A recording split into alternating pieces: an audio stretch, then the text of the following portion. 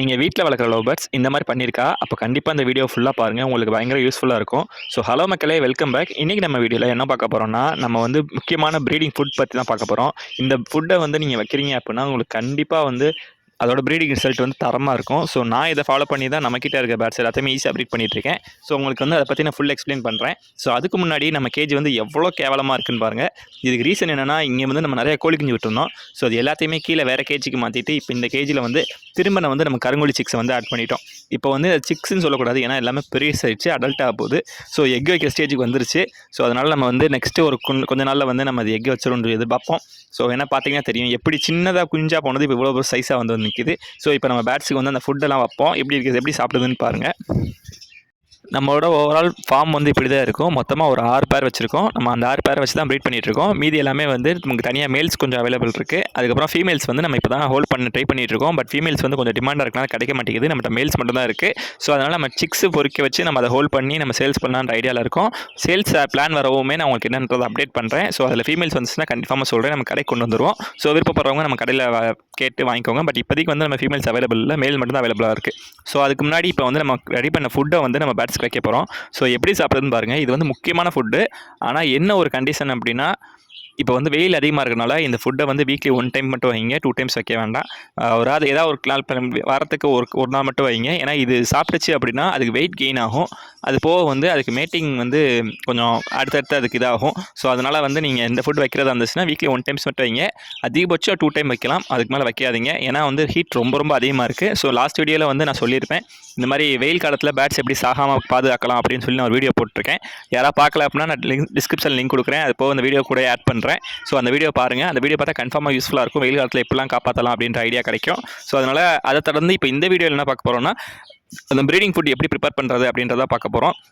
Prepare பண்ணுறதுக்கு ஒரு ஈஸியான மெத்தட் நான் கடைசியாக சொல்கிறேன். ஸோ அந்த வீடியோ ஃபுல்லாக பாருங்கள், உங்களுக்கு தெரியும். அது போக நம்ம லாஸ்ட்டாக வந்து கேரட்டும் பீட்ரூட்டும் கொடுத்ததோட வீடியோ, அதாவது அவுட்புட் எப்படி வந்திருக்கு அப்படின்னா வந்து ஃபெதர்ஸ் இல்லாத பேர்ட்ஸுக்குலாம் நல்லா ஃபெதர்ஸ் க்ரோ ஆகிருக்கு. அது வந்து முக்கியமான ஒரு இது. லாஸ்ட் டைம் வந்து நான் ஒரு வீடியோ காட்டியிருப்பேன், ஒரு 2 பேர்ட்ஸ்க்கு வந்து ஃபெதரே இல்லாமல் இருந்துச்சு. இப்போ அந்த பேர்ட் எப்படி இருக்குன்னு பாருங்கள், சூப்பராக வந்திருக்கு. நானே எதிர்பார்க்கல. இது காரணம் வந்து கேரட்டும் பீட்ரூட்டாக தான் இருக்கும்னு நான் நினைக்கிறேன். ஏன்னா சாப்பிட்டதும் நல்லா ஃபெதர்ஸ் க்ரோஸ் வந்து கண்ணு முன்னாடியே தெரியுது, சூப்பராக வந்திருக்கு. ஸோ உங்கள் வீடியோவில் அதெல்லாமே காட்டியிருக்கேன், எப்படி இருக்குன்னு பாருங்கள்.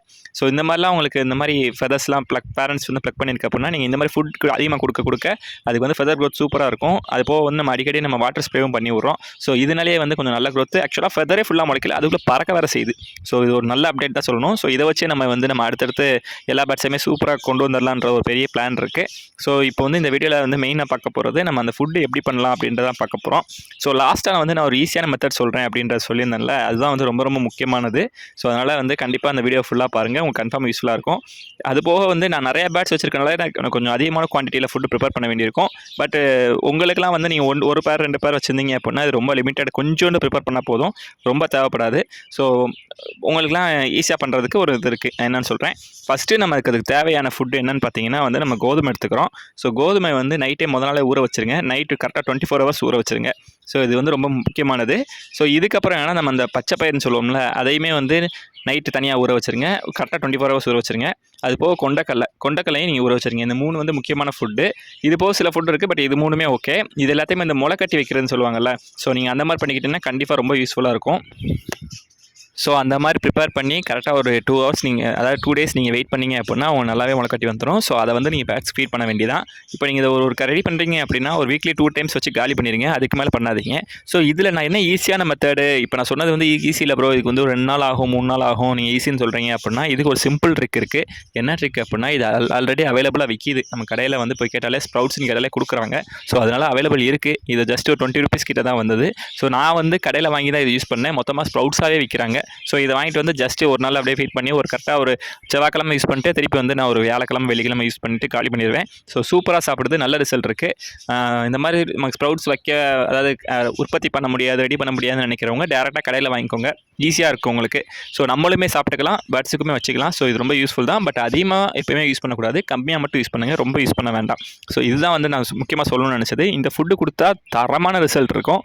ஸோ ப்ரீடிங்லாம் செம்மையாகும்.